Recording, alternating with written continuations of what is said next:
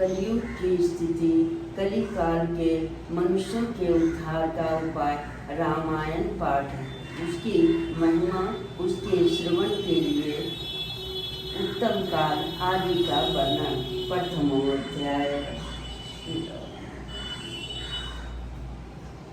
श्री रामचंद्र जी समस्त संसार को शरण देने वाले हैं।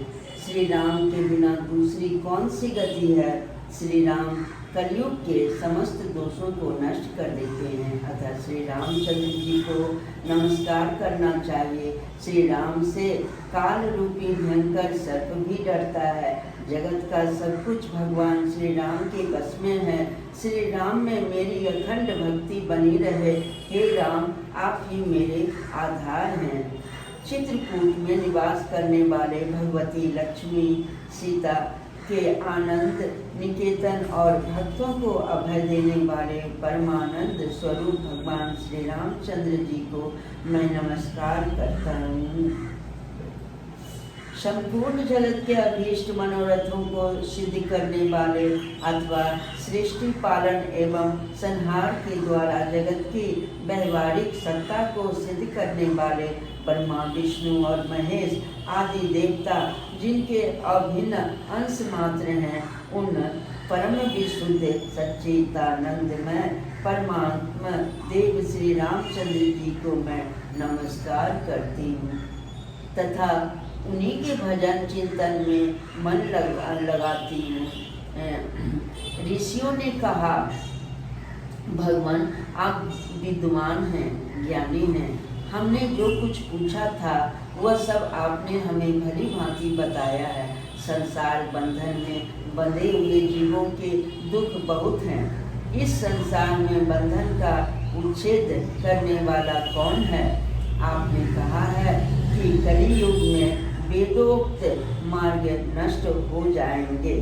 अधर्म परायण पुरुषों को प्राप्त करने वाली यातनाओं का भी आपने वर्णन किया है। घोर कलियुग आने पर जब वेदाक्त मार्ग लुप्त हो जाएंगे, उस समय पाखंड फैल जाएगा। यह बात प्रसिद्ध है, प्रायः सभी लोगों ने ऐसी बात कही है। कलियुग के सभी लोग काम वेदना से पीड़ित नाट्य शरीर के और लोभी होंगे तथा धर्म और ईश्वर का आश्रय छोड़कर आपस में एक दूसरे पर ही निर्भर रहने वाले होंगे। प्रायः सब लोग थोड़ी आयु और अधिक संतान वाले होंगे। उस युग की स्त्रियां अपने ही शरीर के पोषण में तत्पर और वेश्याओं के समान आचरण में प्रवृत्त होंगे। वे अपने पति की आज्ञा का अनादर करके सदा दूसरे के घर जाया आया करेगी। दुराचारी पुरुषों से मिलने की सदैव अभिलाषा करेंगी।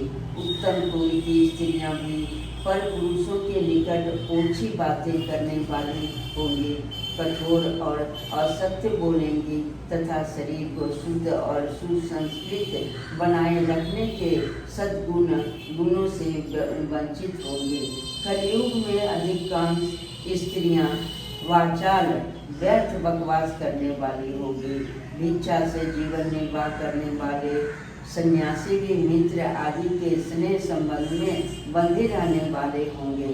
वे भोजन के लिए चिंतित होने के कारण लोभ बस शिष्यों का संग्रह करेंगे। स्त्रियां दोनों हाथों से सिर फुलाती हुई गृहपति की आज्ञा का जानबूझकर उल्लंघन करेगी।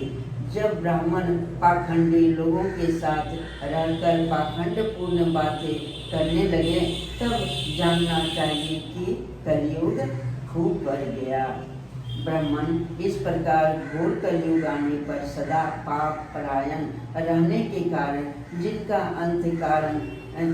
अंतःकरण शुद्ध नहीं हो सकेगा, उन लोगों की मुक्ति कैसे होगी। धर्मात्माओं में श्रेष्ठ सर्वज्ञ सूत जी देवादिदेव देवेश्वर जगत गुरु भगवान श्री रामचंद्र जी जिस प्रकार संतुष्ट हों, वह उपाय हमें बताइए। वर्ष।